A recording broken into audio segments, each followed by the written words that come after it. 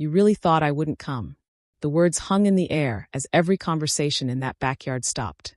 I watched my ex-husband's face drain of color while his pregnant wife clutched his arm like her life depended on it. The same man who'd thrown divorce papers at me 2 years ago, telling me I was defective goods because I couldn't give him children, now stood frozen as 4 toddlers tumbled out of a white Lamborghini behind me. You know what they say about karma? She doesn't just come back, she comes back in style. And sometimes she brings reinforcements. My name is Naomi Blackwell now, though for 8 years I was Naomi Peterson, desperately trying to be the perfect wife to a man who saw me as nothing more than a broken incubator. This is the story of how I went from begging doctors to fix my broken body to watching my ex-husband's world crumble as my 4 children, each carrying the last name Blackwell, ran toward the swing set at his precious baby shower. But before you hear about today's beautiful destruction, I need you to understand something. If you've ever been told you're not enough, if you've ever had someone make you feel worthless, if you've ever been discarded like yesterday's trash, this story is for you. Because sometimes the universe has a plan so perfect, so beautifully devastating, that it takes your breath away. Hit that like button if you believe in cosmic justice. And make sure you're subscribed because this story is going to take you on a ride you won't forget. But let me start from the beginning, back when I was 24 and stupid enough to believe that love conquered all. I met Derek Peterson at my cousin's wedding in 2019. I was the maid of honor. He was the best man. And we had that classic movie meet cute over a spilled glass of champagne. He was everything I thought I wanted: stable job in finance, owned his own house, talked about wanting a big family someday. He seemed like the answer to prayers I didn't even know I was praying. For our first 2 years together, I was living in a fairy tale. Derek was attentive, romantic, always talking about our future. He'd point out baby clothes in stores and say things like, "Our kids are going to be so beautiful," or "I can't wait to be a dad." He made me feel like I was the missing piece in his perfect life puzzle. We got married on a beach in Mexico with both our families there. I remember standing in that white dress, looking into his eyes as he promised to love me, in sickness and in health, for better or worse. I believed every word. I thought I'd found my person, my forever. The problem started about 6 months after our honeymoon. We'd been trying to get pregnant, and when it didn't happen right away, Derek started making comments. Little things at first, asking if I was tracking my cycle correctly, suggesting I needed to eat healthier, exercise more. When I hit my period each month, I'd see this flash of disappointment in his eyes that he tried to hide behind concerned husband smiles. By our 2nd year of marriage, the trying had become mechanical, scheduled, joyless. Derek bought ovulation kits, tracked everything on apps, turned our bedroom into a fertility lab. The man who used to kiss me good morning now just asked if it was the right time when he looked at me. Then came the doctor appointments. Month after month of tests, procedures, consultations. My body was poked, prodded, analyzed, and measured. Every test came back normal. But Derek insisted we keep looking for what was wrong with me. Because in his mind, there had to be something wrong with me. The possibility that fertility issues might be on his side never entered his vocabulary. I started taking fertility medications that made me sick, mood swings that Derek had no patience for.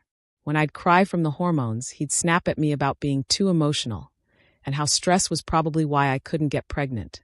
He started working late more often, going out with friends, leaving me home alone with pregnancy forums and fertility apps. The worst part was watching him around other people's children. He'd light up with his nieces and nephews, posting pictures on social media with captions like, "Can't wait for my own little ones." His mother started making comments about how she was still waiting for grandchildren, while looking directly at me during family dinners. By year 3 of our marriage, Derek had stopped pretending to be patient. He'd make jokes about my biological clock in front of our friends. He started talking about my fertility struggles to people without my permission, painting himself as the long-suffering husband dealing with a defective wife. I became the problem he had to solve, the burden he carried. Then one night in November 2023, everything changed. I was in our bedroom, injecting myself with another round of fertility hormones, when Derek walked in and just stood there watching me. His face held this look I'd never seen before.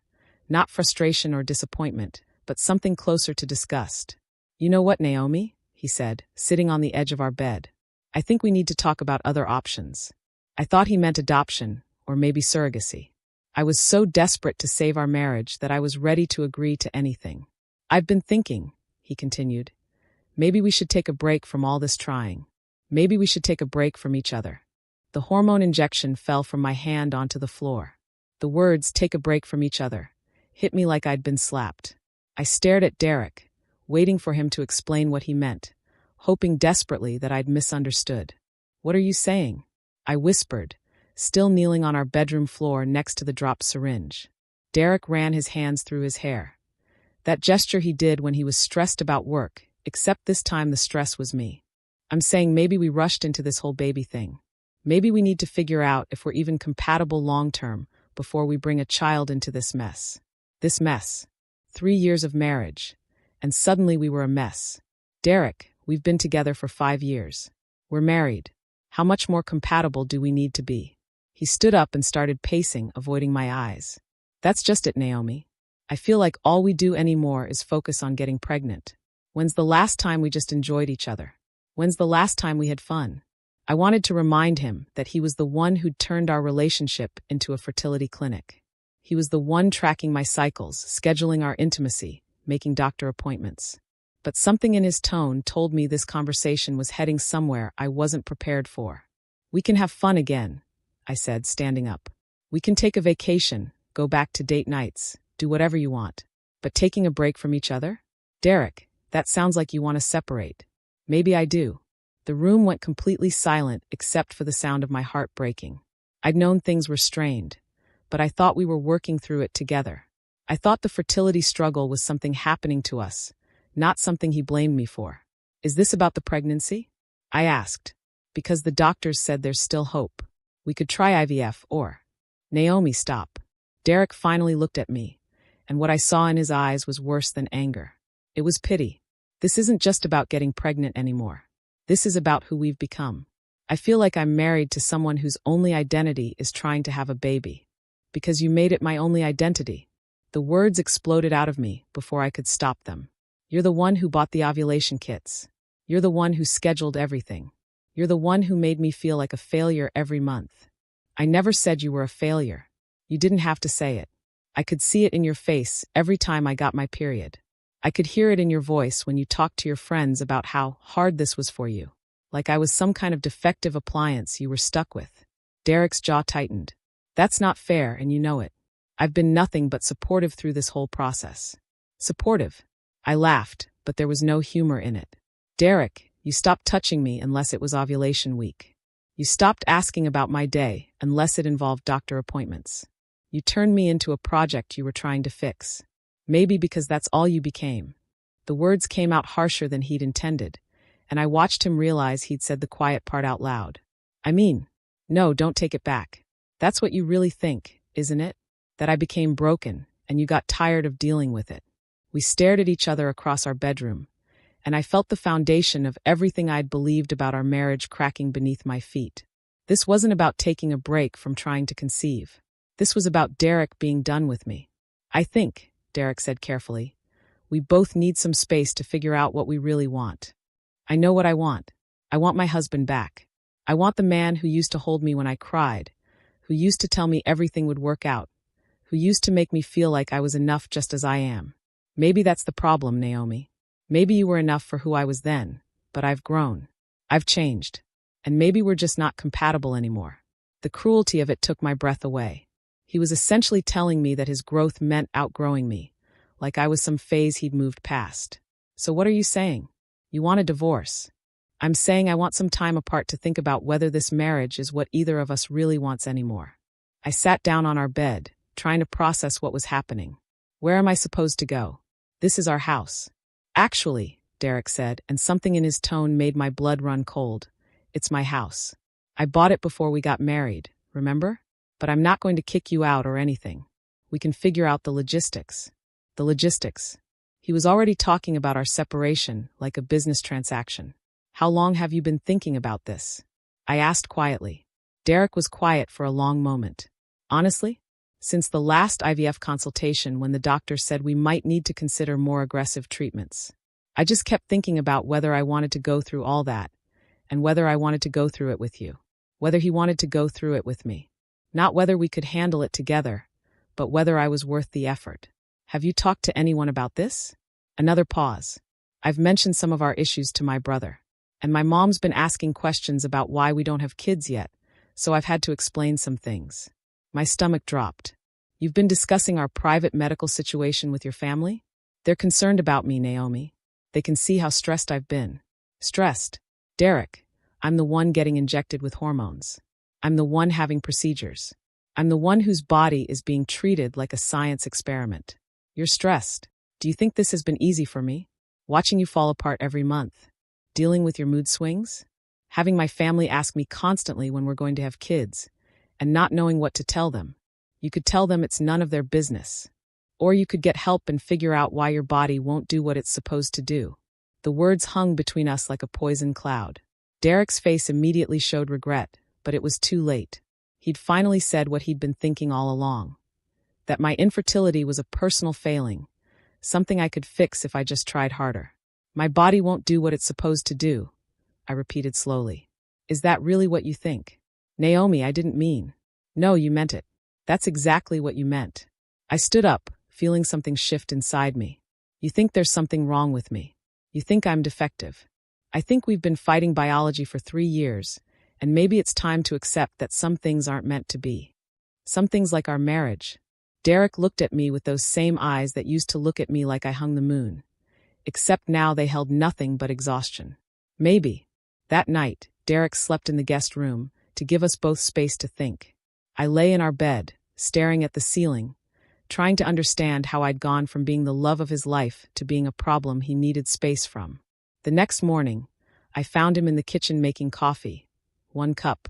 I think I'm going to stay at my brother's place for a while, he said without looking at me. Just until we figure things out. How long is a while? I don't know. A few weeks, maybe longer. I watched him pour coffee into his travel mug. The one I'd bought him for his birthday 2 years ago with "World's Best Future Dad" written on it. The irony was devastating. Derek, can I ask you something? He nodded, still not making eye contact. If I could get pregnant tomorrow, would you still want this break? For the first time in months, Derek looked directly at me.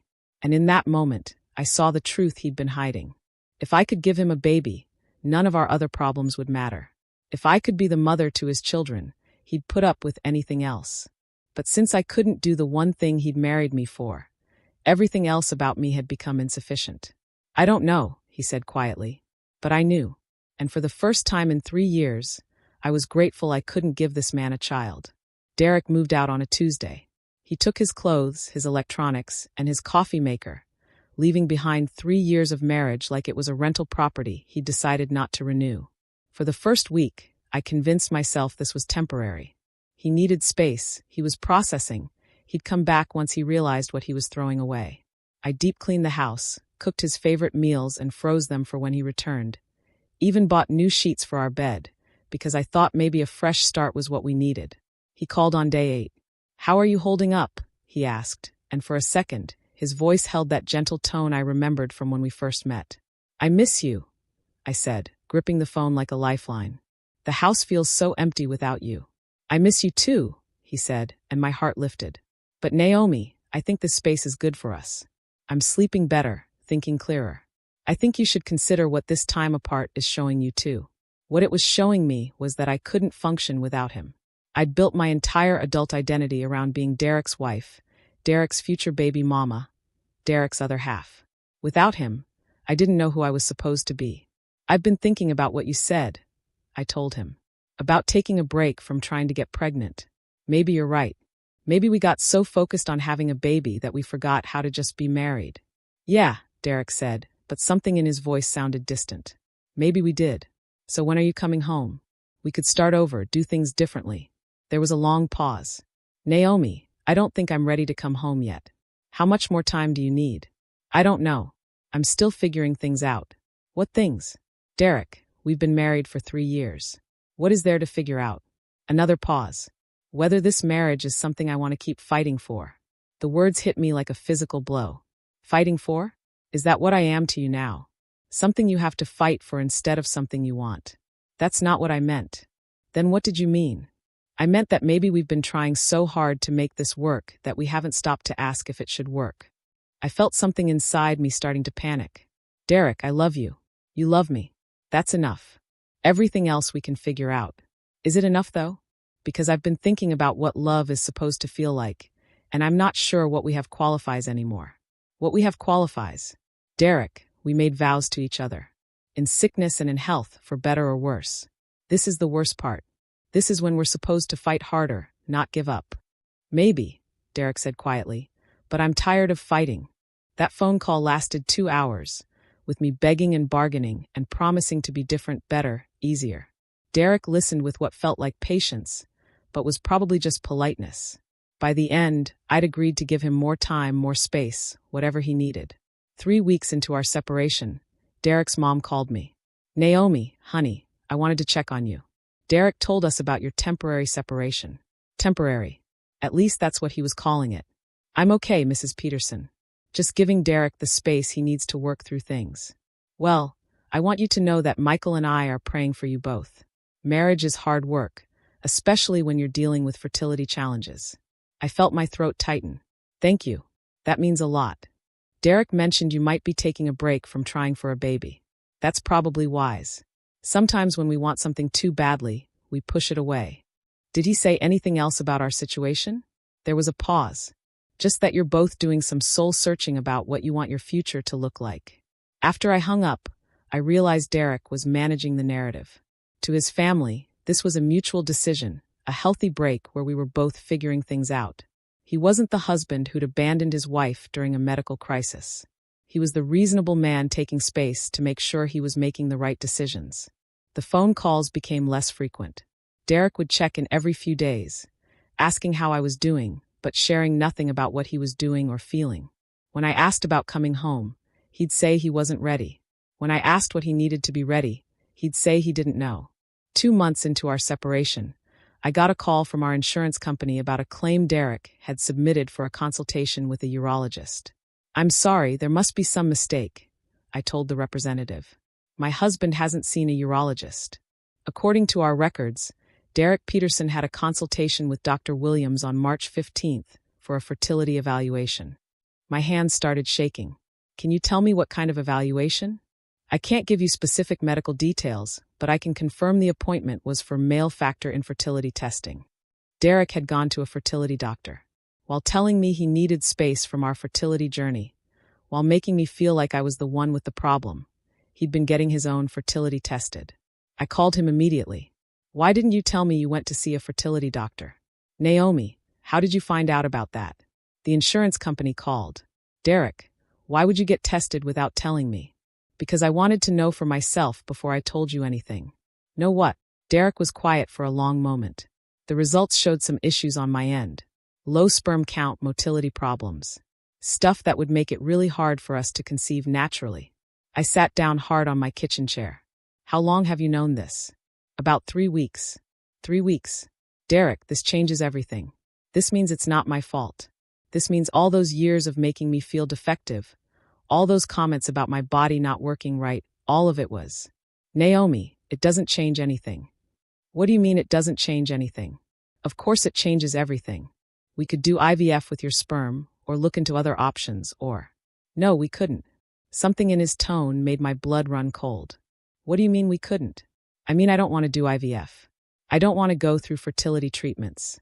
I don't want to keep trying to force something that clearly isn't meant to happen. But now we know why it wasn't happening. We can fix this. I don't want to fix it, Naomi. I want to accept it. Accept what? That we'll never have children. Accept that maybe we're not supposed to have children together. The word together hung in the air like a bomb waiting to explode. Derek, what aren't you telling me? Silence. Derek, I've been seeing someone. The words hit me like a truck. I actually dropped the phone and had to scramble to pick it up. You've been what? It's not serious. It just happened. But it's made me realize that what we have isn't working anymore. You've been cheating on me? We're separated, Naomi. I wouldn't call it cheating. We're separated because you said you needed space to think about our marriage, not because you wanted to date other people. I know how this sounds, but meeting someone else has shown me what I'm missing in our relationship, what we've been missing. I felt like I was drowning. What's her name? That's not important. It's important to me. What's her name? Her name is Jennifer. She works at my company. Jennifer. He'd been working late all those months, and I'd thought it was because he was stressed about our fertility issues. But he'd been building a relationship with someone else. How long have you been seeing her? It started a few weeks before I moved out. A few weeks before? Derek, you asked for a separation so you could be with someone else. No, that's not how it happened. Jennifer and I were just friends, but talking to her made me realize how unhappy I'd become in our marriage. Unhappy because I couldn't get pregnant.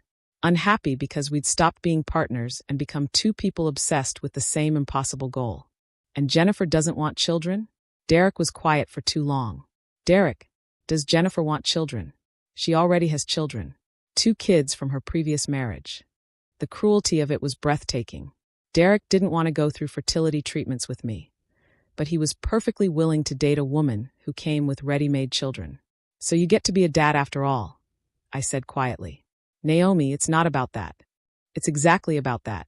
You didn't want to go through the work of having children with me, but you'll take on someone else's children. You didn't want to fix our fertility problems, but you'll date someone whose fertility was never a question. That's not fair. Fair. Derek, you let me blame myself for 3 years. You made me feel like my body was broken, like I was the problem, like I wasn't woman enough to give you what you wanted. And the whole time, it was your fertility that was the issue. But instead of working through it with me, you found someone else who could give you the instant family you wanted without any of the work.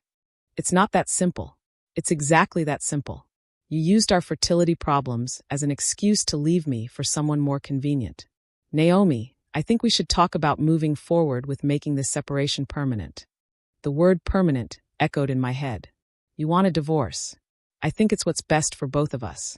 Best for both of us, or best for you and Jennifer? I want you to be happy, Naomi. And I don't think you can be happy with me anymore. That's not your decision to make. Actually, it is. I can't stay in a marriage that isn't working just because you're afraid to let go. 3 days later, divorce papers were delivered to my door.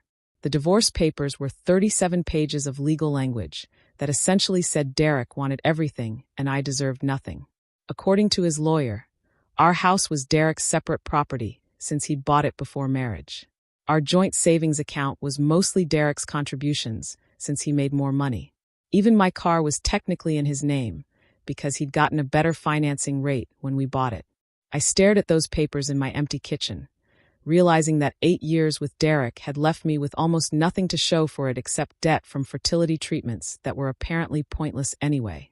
My lawyer was a tired-looking woman named Patricia who specialized in divorce cases. I have to be honest with you, Naomi, she said during our first meeting. Since you were only married 3 years and most assets were his before marriage, you're looking at a very modest settlement.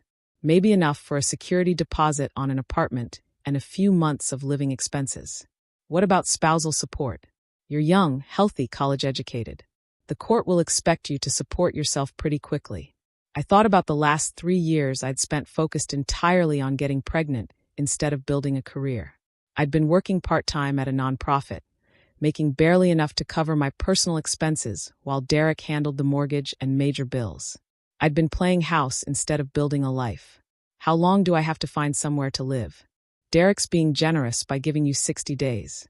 Legally, he could probably get you out sooner since the house is his. Generous. Derek was being generous by not immediately kicking out the wife he'd abandoned.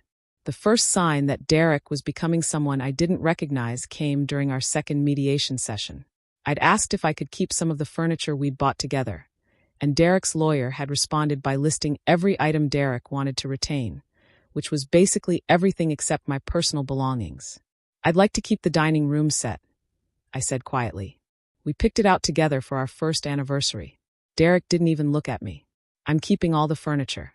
Naomi can take her clothes and personal items. Derek, I need somewhere to sit, something to eat on. You're keeping an entire house full of furniture. You should have thought about that before you let our marriage fall apart. Before I let our marriage fall apart. As if I'd been the one who'd given up, who'd found someone else, who'd filed for divorce.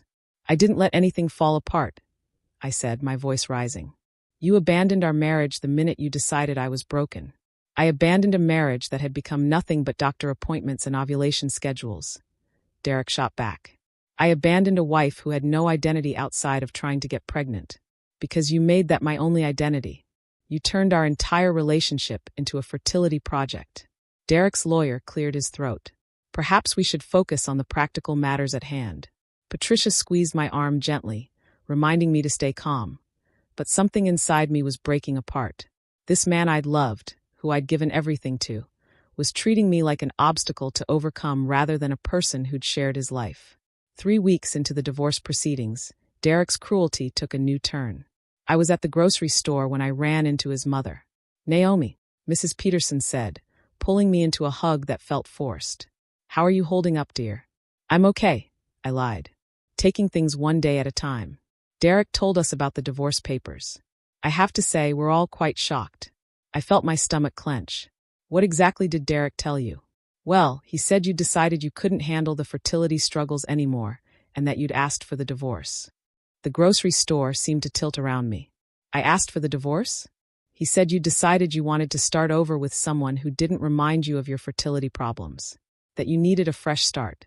I gripped my shopping cart to keep my hands from shaking. Derek was rewriting history, making himself the victim of my supposed breakdown instead of the husband who'd abandoned his wife for his coworker. "Mrs. Peterson, that's not what happened." "Oh, honey, you don't need to explain anything to me. Derek mentioned how hard this has been on you emotionally. He's worried about you, actually.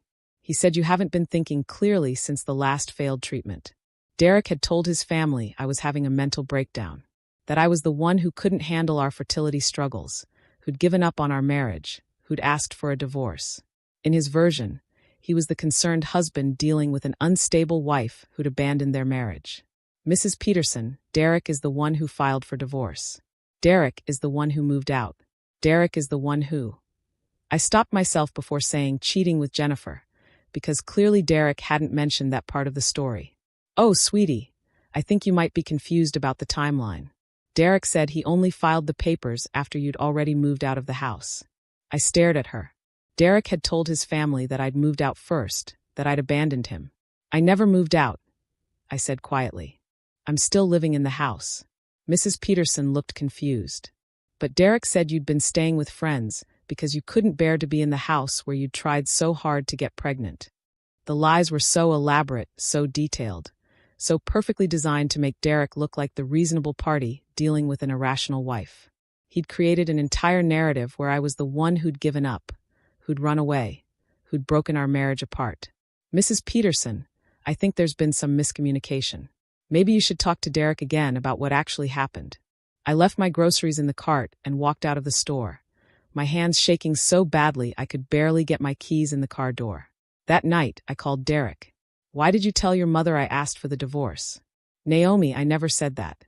She said you told her I couldn't handle the fertility struggles and wanted a fresh start. I told her you were having a hard time coping," which is true. "You told her I moved out first. I told her you were staying other places sometimes," which you have been. "I stayed at my sister's house for 2 nights after you served me with divorce papers. That's not the same as moving out. Look, my family was asking questions about why we're getting divorced, and I tried to explain it in a way that didn't make anyone look bad.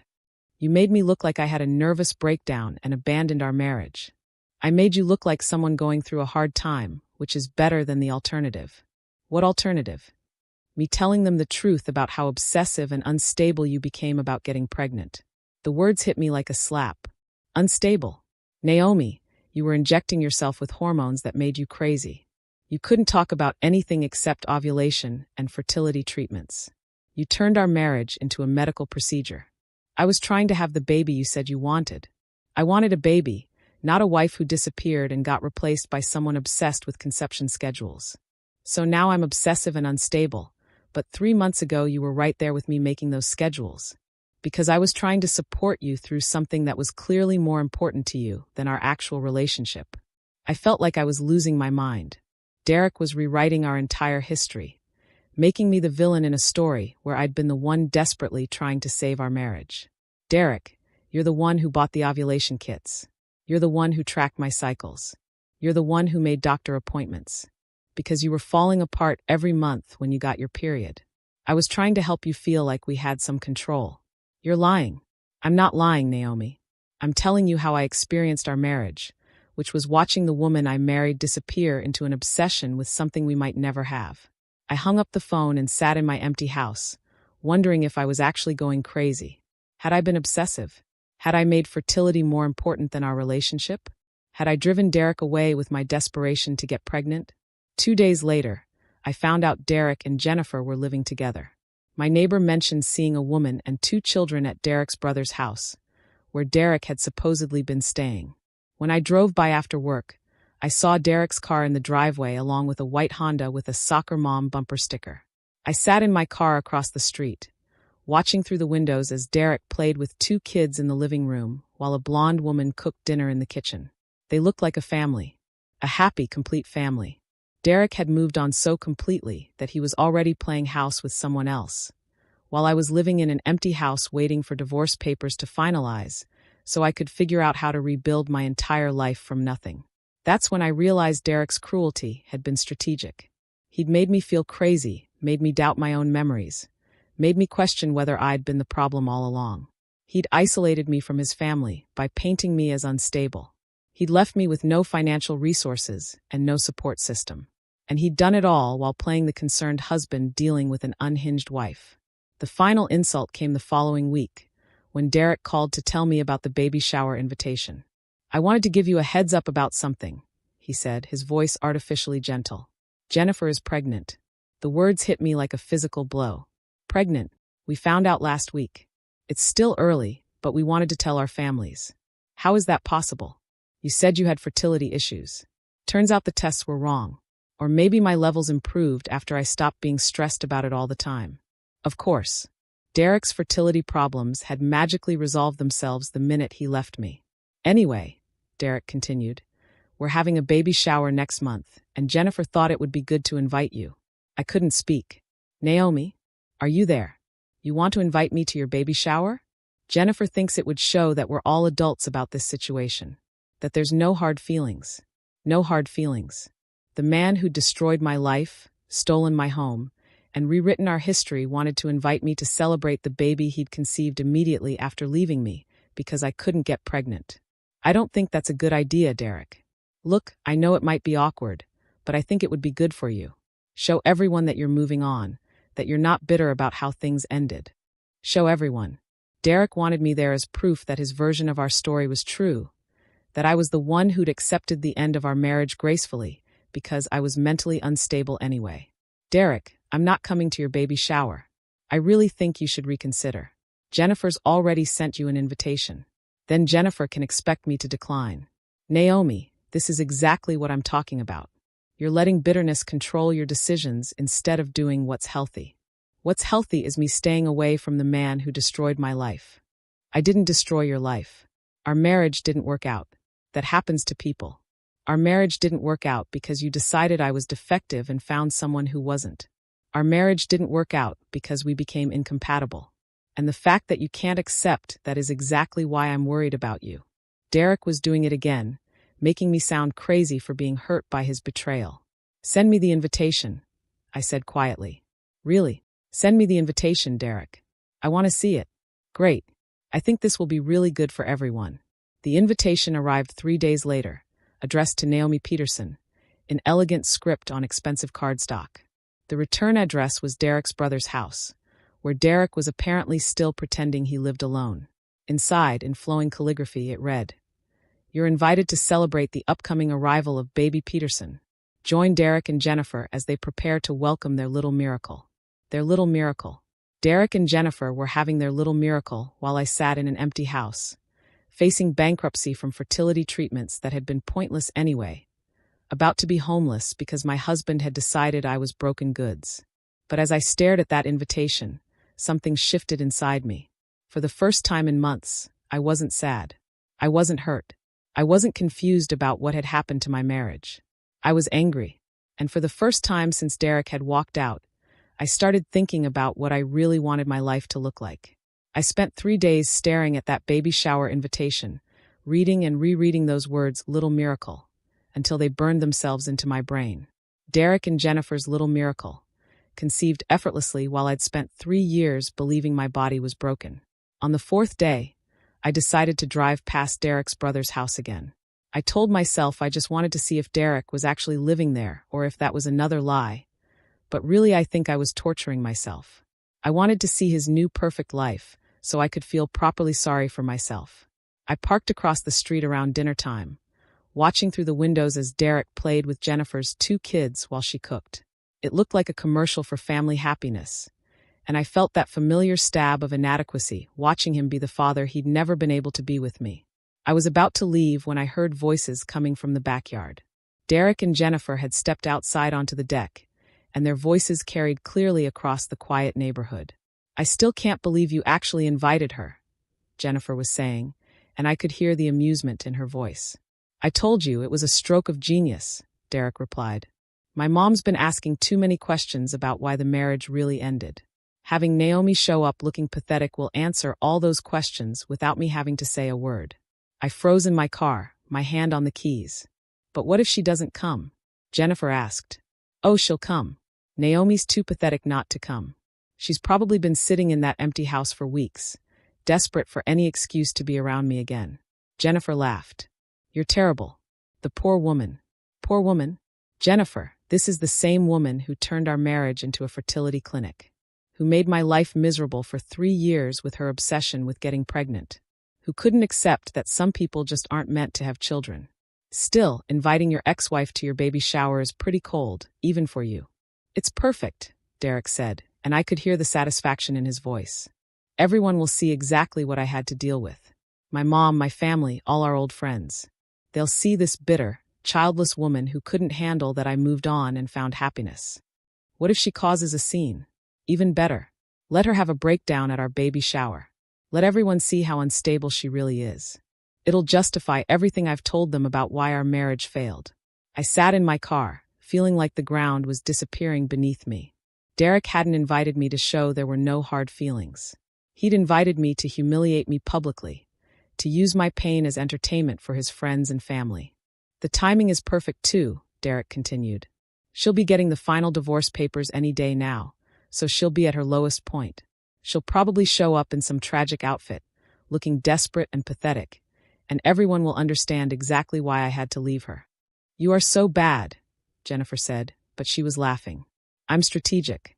My family needs to see what I was dealing with, so they stop making me feel guilty about the divorce.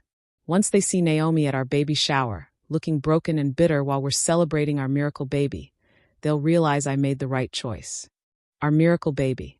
Derek was calling Jennifer's pregnancy a miracle, while calling my infertility a personal failing. "What if she brings someone?" Jennifer asked. Derek actually snorted. "Bring someone?" "Jennifer, look at her life. She has no friends, no career, no money, no prospects. She's a 30-year-old woman whose entire identity was being my wife. Who's she going to bring?" They went back inside, still laughing about their plan to use me as the entertainment at their baby shower. I sat in my car for another 20 minutes, letting the full scope of Derek's cruelty sink in. He hadn't just left me. He hadn't just rewritten our history to make himself look better. He was actively planning to destroy what was left of my reputation and dignity by parading my pain in front of everyone we'd known as a couple. Derek wanted me at that baby shower so people could see the crazy, bitter ex-wife compared to his new perfect family. He wanted my presence to justify every lie he'd told about our marriage, every cruel comment he'd made about my fertility, every way he'd painted me as the problem. I drove home in a daze, finally understanding that the man I'd loved for 8 years was not just indifferent to my pain. He was actively enjoying it. He was using my suffering as a tool to make himself look better. That night, I called my sister Maya for the first time since the divorce papers had arrived. "Naomi, I've been wondering when you were going to call me back. I know, I'm sorry. I've been dealing with a lot. How are you holding up with everything?" I broke down and told her everything. The separation, the fertility test results Derek had hidden, Jennifer, the lies he'd told his family, and finally, what I'd overheard about the baby shower. Maya was quiet for a long time after I finished. "Naomi," she said finally, "that man is a sociopath. I think I might actually be crazy, Maya. He keeps making me feel like I imagined everything, like I was the problem, like our marriage failed because I was obsessive and unstable. You are not crazy. You are not unstable. You are a woman who was emotionally abused by a man who's now trying to publicly humiliate you for his own entertainment. But what if I was obsessive about getting pregnant? What if I did make our marriage all about fertility treatments? Naomi, listen to me. Even if you had been obsessive, even if you had made mistakes, that doesn't justify what Derek did to you. Normal people don't abandon their spouses during medical crises. Normal people don't cheat and then blame their partner. Normal people don't invite their ex-wife to a baby shower specifically to humiliate them. I started crying for the first time in weeks. And furthermore, Maya continued, Derek participated in every single fertility treatment. He was right there making those schedules, booking those appointments, tracking your cycles. He was just as invested in getting pregnant as you were, but now he's rewriting history to make you the villain. I feel so stupid for believing him when he said he loved me. You're not stupid for believing someone when they say they love you. You're not stupid for trusting your husband. You're not stupid for wanting to save your marriage. Derek is the one who lied, cheated, and manipulated. Derek is the one who should feel stupid. But Maya, I have nothing left. He's taking the house, most of our money, all the furniture. I'm going to be 31 years old, starting over with nothing. And now he wants to parade me around like some cautionary tale about bitter divorced women. Then don't let him. What do you mean? I mean, don't show up to his baby shower looking broken and desperate like he expects. Don't give him the satisfaction of seeing you destroyed. Maya, I am destroyed. No, you're hurt. There's a difference. You're hurt because someone you love turned out to be cruel. But you're not destroyed unless you let him destroy you. I don't know how to not let him destroy me. You start by remembering who you were before Derek Peterson made you believe you were worthless. You start by remembering that your value as a woman has nothing to do with whether you can give some man a baby. You start by remembering that being childless doesn't make you defective, being divorced doesn't make you a failure, and being alone doesn't make you pathetic. I don't remember who I was before Derek. Then you figure out who you want to be after Derek. And I guarantee you, the woman you become will be stronger than the woman he threw away. After I hung up with Maya, I sat in my empty house and thought about Derek's plan. He wanted me to show up broken, desperate, and pathetic so he could use my pain to justify his betrayal. He wanted his family and friends to look at me and think, no wonder Derek left her. But for the first time since this nightmare had started, I began to wonder, what if I didn't show up the way Derek expected? What if, instead of being the tragic figure in Derek's redemption story, I became something else entirely? I looked at that baby shower invitation again, but this time I wasn't reading it as a victim. I was reading it as a woman who was about to discover exactly what she was capable of. Derek had made one crucial mistake in his plan to humiliate me publicly.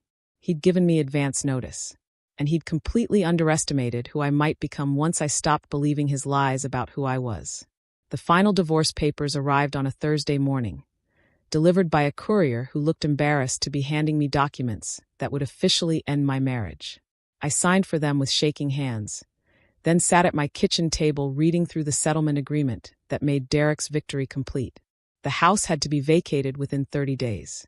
I was getting $12,000 from our joint savings, barely enough for first and last month's rent on a decent apartment. Derek was keeping the car since it was in his name, which meant I'd need to figure out transportation. Even my engagement ring had to be returned since it was a conditional gift based on marriage that was no longer applicable. I called Patricia, my lawyer, to confirm what I was reading. I'm sorry, Naomi. Derek's lawyer was very aggressive about this settlement. Since most assets were acquired before marriage, and you signed a prenup, our options were limited. I signed a prenup? The document you signed before your wedding that waived your rights to spousal property. Don't you remember? I had a vague memory of Derek bringing me a stack of papers the week before our wedding, telling me it was just insurance paperwork and wedding venue contracts.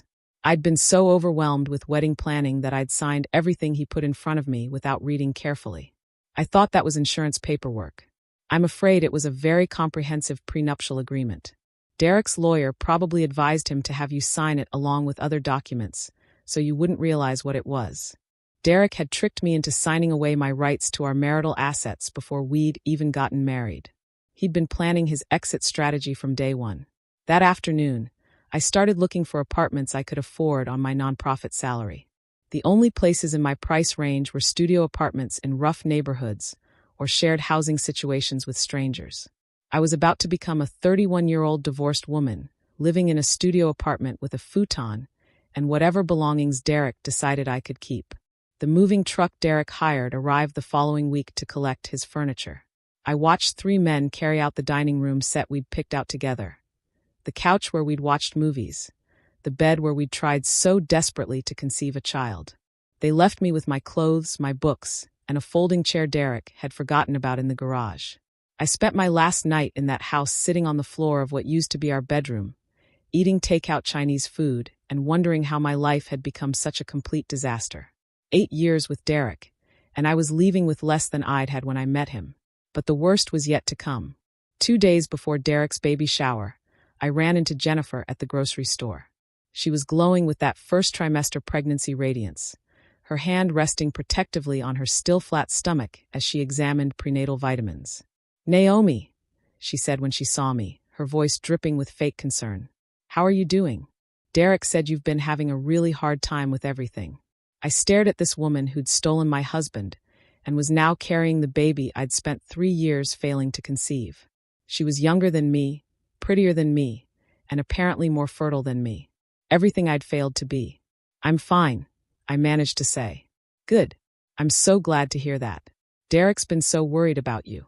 Derek was worried about me. The man who'd engineered my complete destruction was worried about me.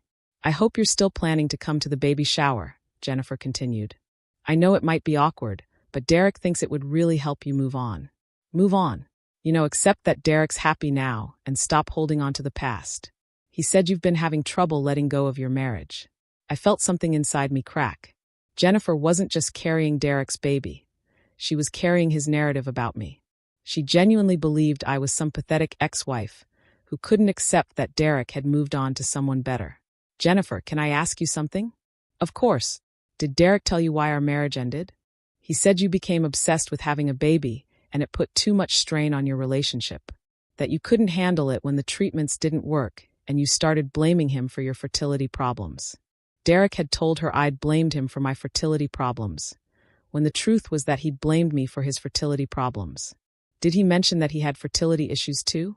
Jennifer looked confused. "Derek doesn't have fertility issues. The doctor said our baby was conceived naturally. No problems at all. Derek had testing done that showed low sperm count and motility issues." "I think you might be confused, Naomi.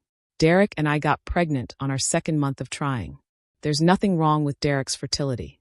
I stared at her, realizing that Derek had lied to me about his test results too. There had never been any fertility issues on his side. He'd invented that story to make me feel less alone in my supposed brokenness, then used it as another reason to leave me when he found someone else. "Anyway," Jennifer continued, "I hope you can be happy for us. Derek deserves to have the family he's always wanted. Derek deserves to have the family he's always wanted." As if I'd been selfishly preventing him from having children instead of desperately trying to give them to him. I walked away from Jennifer without another word, leaving my groceries in the cart again. In my car, I sat shaking with a rage so pure it scared me. Derek hadn't just left me for someone else. He'd systematically destroyed my sense of reality, made me question my own memories, and convinced everyone in our social circle that I was an unstable woman who'd driven away a good man. And now he was planning to parade me in front of our friends and family as proof of how right he'd been to leave me. That night, I called Maya again. "I can't do this anymore," I told her through tears. "Derek has destroyed everything. My marriage, my home, my finances, my reputation. Even the woman he left me for thinks I'm the crazy ex-wife who couldn't handle that he was happy. Naomi, you need to get out of there. Come stay with me in California for a while. Get away from Derek and his poison and remember who you are." "Maya, I can't afford a plane ticket to California. I can barely afford rent on a studio apartment. I'll send you a ticket. Just pack a bag and come here. You need distance from this situation before it completely destroys you. What's the point? Derek's won. He got everything he wanted, the perfect wife, the easy pregnancy, the instant family, and everyone believing I was the problem. I'm just the cautionary tale now.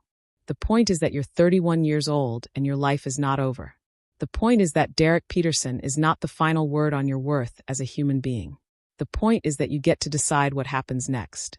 I don't know what happens next. I don't know who I am without Derek. Then come to California and figure it out. Come here where no one knows Derek's version of your story and remember what it feels like to be yourself again." After I hung up with Maya, I sat in my empty house and thought about Derek's baby shower, which was happening in 2 days. He was expecting me to show up broken and desperate, ready to be humiliated for the entertainment of his friends and family. But Maya was right about one thing. Derek didn't get to be the final word on my worth. I looked around at the empty rooms that had once been my home, at the folding chair that was now my only furniture, at the suitcase I'd packed with the few possessions Derek had allowed me to keep. For 3 years, I'd let Derek convince me that my value as a woman depended on my ability to give him children.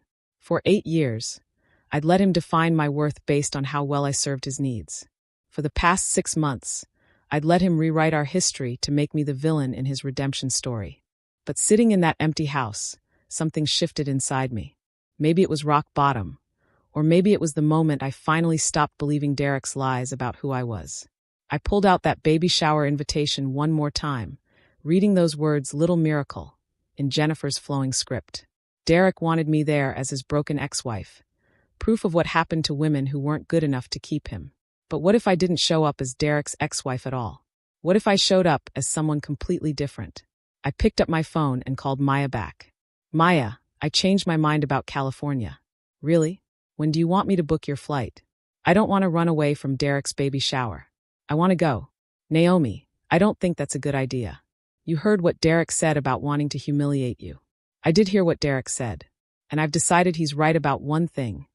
This baby shower is going to show everyone exactly who we really are. It's just not going to show what he thinks it's going to show. What do you mean? I mean, Derek has been telling everyone I'm a broken, bitter woman who couldn't handle that he found happiness. So I'm going to show up at his baby shower and prove him right. I'm confused. Derek expects me to arrive looking desperate and pathetic. He wants his family and friends to look at me and think, "Thank God Derek escaped from that mess." So that's exactly what I'm going to give them. Naomi, that sounds like you're planning to humiliate yourself. No, Maya. I'm planning to let Derek humiliate himself. For the first time in months, I was thinking clearly. Derek had built his entire narrative around the idea that I was unstable, bitter, and pathetic. He'd convinced everyone that leaving me was an act of self-preservation. But narratives could be rewritten, and Derek had just given me the perfect stage to do it. I spent the next morning researching Derek's baby shower, like I was planning a military operation. The party was being held at his brother Michael's house, the same house where Derek had been pretending to live alone while actually playing house with Jennifer and her kids. According to the Facebook event page Jennifer had created, 60 people were invited, including Derek's entire family, his co-workers, and most of our former mutual friends. The guest list read like a catalog of everyone who now believed Derek's version of our story. His mother, who thought I'd abandoned our marriage because I couldn't handle fertility struggles. His brother, who probably thought Derek was a saint for putting up with my obsession with getting pregnant. His co-workers, who'd watched Derek find happiness with Jennifer after escaping his unstable ex-wife. I was studying the event photos Jennifer had posted, decorations in soft pastels, elegant table settings, a dessert table that probably cost more than my monthly grocery budget, when my phone rang. "Ms. Peterson? This is Dr. Martinez from the fertility clinic. I wanted to follow up on your recent test results." My heart stopped. "I'm sorry, what test results?" "The comprehensive fertility panel you had done 3 weeks ago.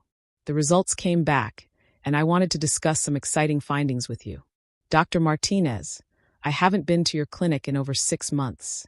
According to our records, you had blood work and ultrasound imaging done on March 28th. Let me check. Yes, here it is. The results show excellent ovarian reserve, perfect hormone levels, and no indicators of any fertility issues whatsoever." I felt the room start spinning. "That's impossible.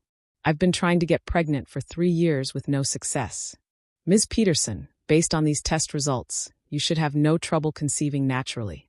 In fact, your fertility markers are exceptional for your age. I'm actually surprised you haven't conceived already." "Doctor, I think there's been some mistake. Someone else must have used my name or insurance. Let me double-check the information.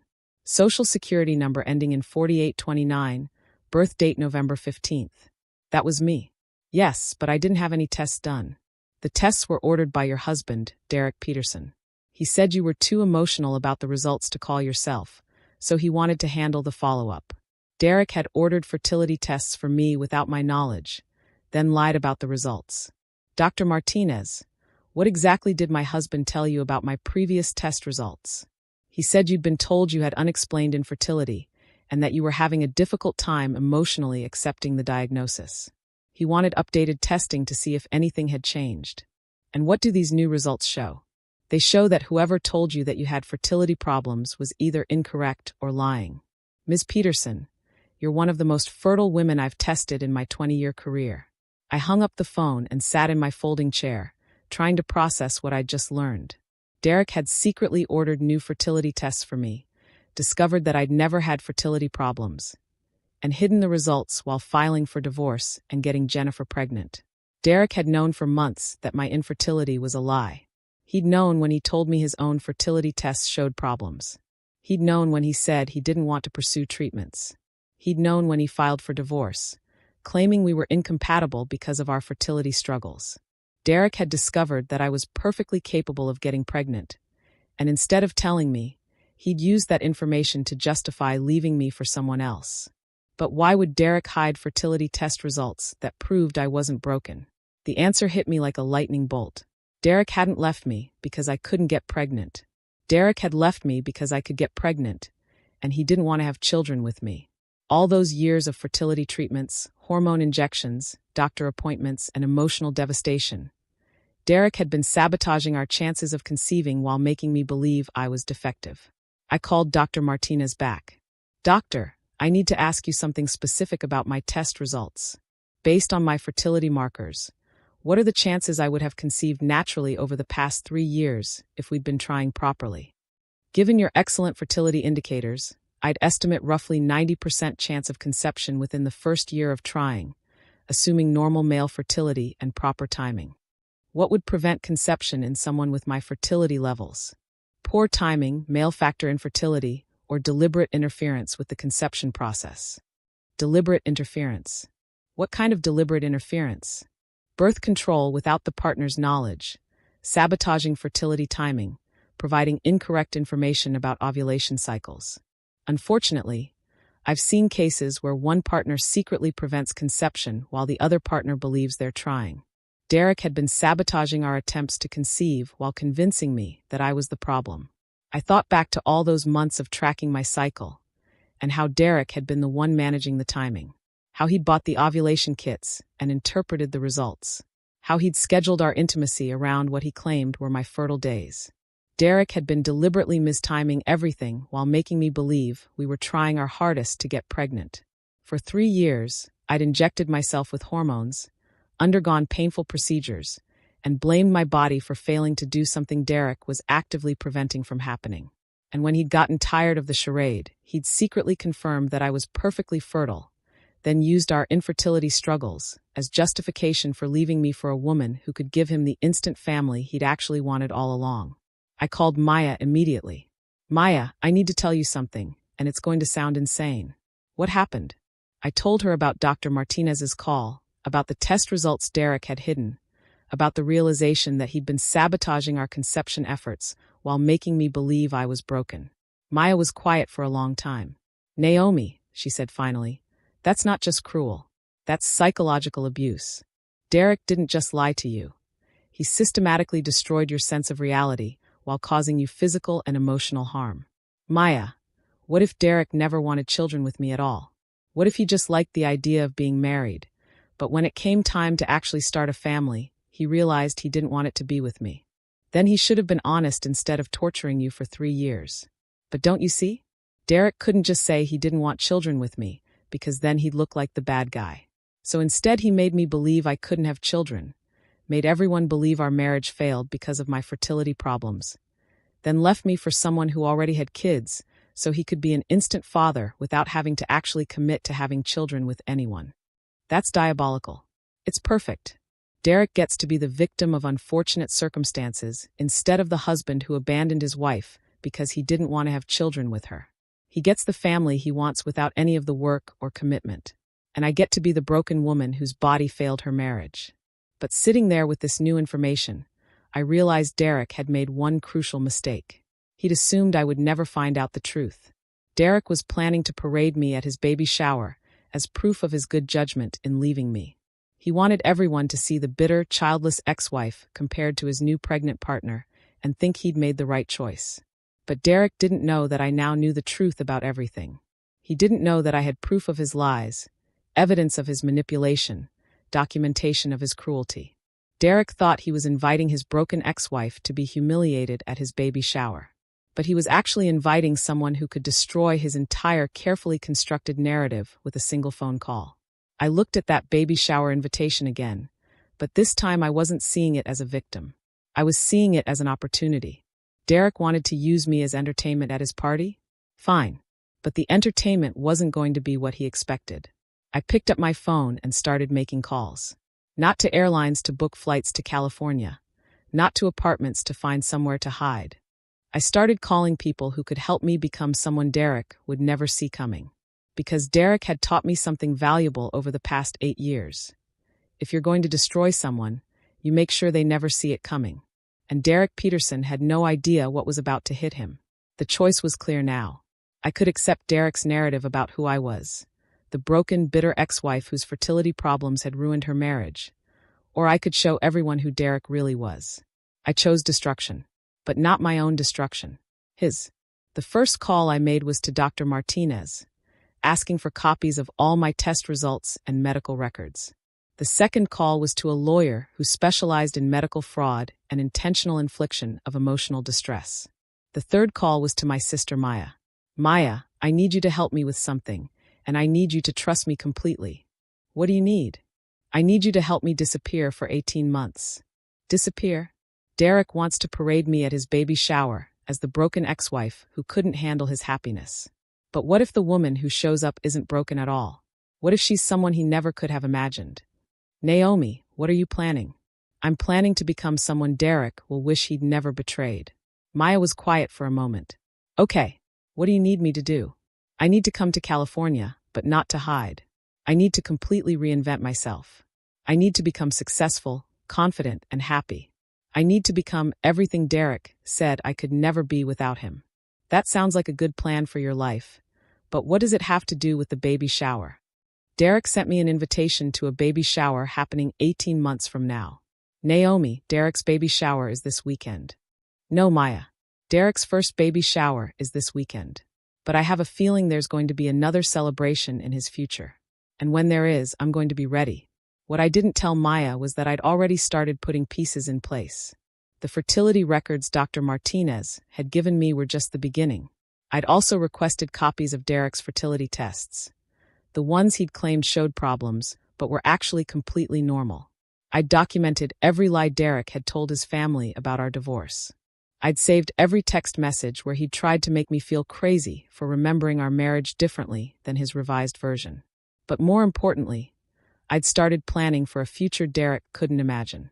I moved to California and enrolled in business school, using the small settlement from our divorce as a down payment on my education. While Derek was playing house with Jennifer, I was learning about entrepreneurship, investment, and building wealth. I started therapy to undo the psychological damage Derek had inflicted, but more importantly, to understand how I'd allowed myself to be manipulated so completely. I learned about gaslighting, emotional abuse, and how abusers systematically destroy their victims' sense of reality. I also learned that everything Derek had told me about myself was a lie. I wasn't obsessive. I was dedicated. I wasn't unstable. I was passionate. I wasn't broken. I was betrayed. I wasn't worthless. I was undervalued. 6 months into my new life, I met Marcus Blackwell at a business conference in San Francisco. Marcus was a tech entrepreneur who'd built and sold 3 companies by the age of 35. He was intelligent, kind, successful, and most importantly, he saw me as a whole person rather than a fertility vessel. When I told Marcus about my marriage to Derek, he was horrified by the psychological abuse I'd endured. When I told him about Derek's fertility sabotage, Marcus held me while I cried for the woman I'd been who'd believed she was defective. Naomi, Marcus said that night, Derek didn't leave you because you couldn't have children. Derek left you because he was terrified of who you might become if you stopped believing his lies about yourself. What do you mean? I mean, Derek kept you small and insecure because that's how he could control you. The moment you discovered your own worth, he'd lose all power over you. So he created a situation where you'd always feel like you needed him to validate your value as a woman. Marcus was right. Derek hadn't just sabotaged my fertility. He'd sabotaged my sense of self-worth. Every month I'd failed to get pregnant, I'd believed a little more that I was fundamentally flawed. Every doctor's appointment that didn't yield answers, I'd become more dependent on Derek's support and approval. Derek had been systematically destroying my confidence, so I'd never believe I deserved better than what he was giving me. But Marcus saw something in me that Derek had tried to erase potential.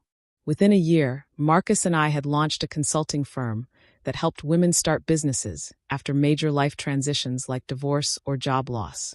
The company was immediately successful because we were solving a real problem, helping women rebuild their lives after being torn down by circumstances or people who'd underestimated them. Marcus and I fell in love while building something meaningful together. When he proposed, it wasn't because he needed me to complete his life. It was because he wanted to share his life with someone he genuinely admired and respected. But the real miracle happened when we decided to start a family. I got pregnant on our second month of trying, exactly like Dr. Martinez had predicted I would with my excellent fertility. When the ultrasound showed we were having twins, Marcus cried with joy. When the next ultrasound revealed we were actually having quadruplets, Marcus spun me around the doctor's office laughing about how we were going to need a bigger car. "For babies," Marcus said, kissing me. "Our little soccer team. Are you sure you can handle 4 babies at once?" "Naomi, I can handle anything with you. You're the strongest woman I know." Marcus had seen me build a successful company from nothing. He'd watched me heal from years of psychological abuse. He'd witnessed me discover my own worth and refused to settle for less than I deserved. To Marcus, I wasn't a woman who'd failed at her first marriage because of fertility problems. I was a woman who'd survived emotional torture and emerged stronger. When our quadruplets were born, 2 boys and 2 girls, all healthy and perfect, Marcus was the first to suggest they carry his last name. "I want the world to know these children belong to our family," he said. "I want everyone to know how proud I am to be their father and your husband." So Emma, James, Sophie, and Michael Blackwell came into the world as part of a family built on mutual respect, genuine love, and shared dreams. I was adjusting to life as a mother of 4 when Derek's second baby shower invitation arrived. The envelope was addressed to Naomi Peterson at my old address, but the post office had forwarded it to my new home, a sprawling house in Marin County that Marcus and I had bought to accommodate our growing family. I stared at the invitation, realizing Derek had no idea that Naomi Peterson no longer existed. The woman who'd been broken by his betrayal had been replaced by Naomi Blackwell, entrepreneur, mother, and wife to one of the most successful men in Silicon Valley. "Jennifer's having another baby shower?" Marcus asked, reading over my shoulder. "Apparently. And Derek still thinks I'm the pathetic ex-wife who never got over him. Are you going to go?" I looked at Marcus holding Sophie while James crawled around his feet, and I thought about the woman I'd been when Derek left me. That woman had believed she was worthless without a husband, broken without children, and destined to live as a cautionary tale about women who couldn't keep their men satisfied. But the woman I'd become had built a multi-million-dollar business, married a man who worshipped her, and given birth to 4 beautiful children who would grow up knowing their mother was powerful. "Actually," I said, smiling at Marcus, "I think I am going to go. Should I be worried about Derek trying to manipulate you again?" "Derek can't manipulate someone who knows exactly who she is and what she's worth.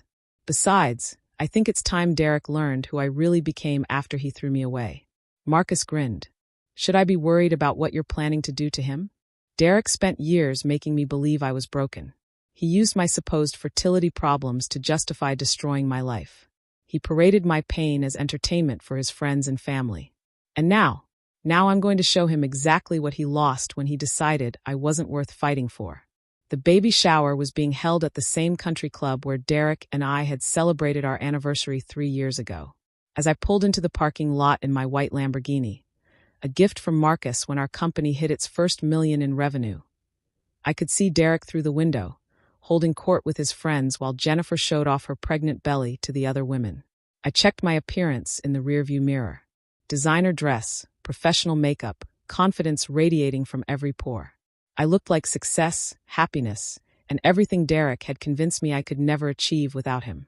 But the real surprise was in the back seat. Emma, James, Sophie, and Michael Blackwell 18 months old and absolutely perfect, were dressed in matching outfits and ready to meet their mother's ex-husband. As I unbuckled the first car seat, I thought about Derek's plan to humiliate me at his last baby shower. He'd wanted everyone to see the broken, childless woman who'd been too damaged to keep him satisfied. But Derek had made one crucial error in his calculations. He'd assumed I would stay broken. Instead, I'd used his betrayal as fuel to become everything he'd told me I could never be. And now Derek was about to discover that the woman he'd thrown away had become the woman he'd never deserved in the first place. I lifted Sophie out of her car seat and smiled as she gurgled happily in my arms. "Ready to meet Mommy's old friend?" I whispered to her. "He's about to learn what happens when you underestimate a woman who refuses to stay defeated." As I walked toward the country club entrance with 4 beautiful children and the confidence of a woman who'd rebuilt her entire life from the ashes of Derek's cruelty, I could see guests starting to notice us through the windows. Derek's conversation stopped mid-sentence as he caught sight of me through the glass. His face went completely white as he registered what he was seeing. The infertile ex-wife he'd destroyed, walking toward his baby shower with quadruplets and radiating the kind of success he'd convinced everyone she could never achieve. The entertainment portion of Derek's baby shower was about to begin. But once again, the entertainment wasn't going to be what Derek expected. The country club fell silent as I walked through the door carrying Sophie, with Emma, James, and Michael toddling beside me in their matching outfits. Every conversation stopped. Every head turned. Every person who'd believed Derek's story about his broken, infertile ex-wife stared in shock at the confident woman with 4 beautiful children who'd just walked into their narrative. Derek's champagne glass slipped from his hand and shattered on the marble floor. "Oh my God," someone whispered. "Is that Naomi?" Jennifer, who'd been showing off her pregnant belly to a group of women, turned around and her face went pale. The woman Derek had described as pathetic and childless was standing in her designer dress with quadruplets who were clearly thriving and happy. "Naomi," Derek said, his voice barely audible. "What are you doing here? You invited me, remember?" I said, my voice calm and confident. "You said it would be good for me to see how happy you are now." Derek's mother approached us first, her eyes wide with confusion. "Naomi, dear, whose children are these?" "These are my children, Mrs. Peterson. Emma, James, Sophie, and Michael Blackwell." "Blackwell?" Derek's voice cracked. "Yes, they have their father's name. My husband's name." The word husband hit Derek like a physical blow. He'd been so certain I'd never recover from our divorce, never find someone else, never have the family I'd wanted so desperately. "You're married?" Jennifer asked, her voice high and strained. "Very happily married. Marcus and I celebrated our 2nd anniversary last month." "But Derek said you couldn't have children," Mrs. Peterson said, looking confused. "He said that's why your marriage ended." I smiled gently at Derek's mother, the woman who'd pitted me for years based on her son's lies. "Mrs. Peterson, I think Derek might have misunderstood some medical information. As you can see, I had no trouble having children once I was with the right partner." Derek's face was cycling through emotions: shock, panic, rage, and something that looked like recognition that his entire world was about to collapse. "How old are they?" Derek's brother Michael asked, doing math in his head. 18 months, I replied cheerfully. Michael's eyes widened as he calculated backwards. "But that means you got pregnant almost immediately after your divorce was final." "Actually, I got pregnant about 6 months after our divorce." Apparently Derek was incorrect about my fertility issues. A murmur went through the crowd as people began to realize the implications of what I was saying. If I'd gotten pregnant easily with someone else, then Derek's story about our marriage ending due to my infertility didn't make sense. "I don't understand," Jennifer said, looking between Derek and me. "Derek said you had unexplained infertility, that you'd been trying for years with no success." "We were trying for years with no success," I confirmed. "But it turns out the problem wasn't my fertility after all." Derek's face had gone completely white. He knew where this was heading, and he was powerless to stop it. "Derek," his mother said slowly, "if Naomi could have children, why couldn't you two have children together?" The country club was dead silent except for my babies babbling happily in their strollers. Everyone was looking at Derek, waiting for an explanation that would make sense of the contradictions in his story. "It's complicated," Derek said weakly. "Actually, it's not complicated at all," I said, pulling out my phone. "Dr. Martinez from the fertility clinic Help me understand exactly what happened. Derek's eyes went wide with panic. Naomi, don't. Don't what, Derek? Don't tell the truth? Don't share the medical records you hid from me? Don't explain to your family and friends how our marriage really ended. What medical records? Mrs. Peterson asked. I looked around the room at all the people who'd believed Derek's version of our story, who'd pitted me as the broken woman who'd driven away a good man. Derek secretly ordered fertility tests for me 3 weeks before he filed for divorce. The results showed that I have exceptional fertility, better than average for my age. The doctor said I should have had no trouble conceiving naturally. The silence in the room was deafening. But Derek never told me about those test results. I continued. Instead, he used our fertility struggles as justification for ending our marriage.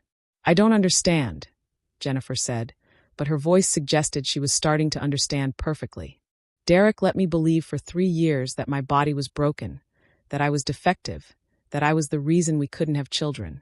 He watched me inject myself with hormones, undergo painful procedures, and blame myself for our fertility problems while he knew the entire time that there was nothing wrong with me. Derek's mother looked at her son with horror. Derek, is this true? It's not that simple, Derek said desperately. The situation was complicated, and the situation was that Derek didn't want to have children with me, I said calmly. But instead of being honest about that, he sabotaged our attempts to conceive while making me believe I was the problem. That's not true, Derek exploded, but his denial sounded hollow. Really? Then explain how I got pregnant with quadruplets 6 months after our divorce, Derek. Explain how a woman with unexplained infertility conceived 4 babies naturally with her new husband. The crowd was staring at Derek with growing understanding and disgust. His story had never made sense, but no one had questioned it because they'd trusted him. Now, faced with proof of his deception, people were seeing Derek for who he really was. Derek, Jennifer said quietly, you told me Naomi blamed you for her fertility problems.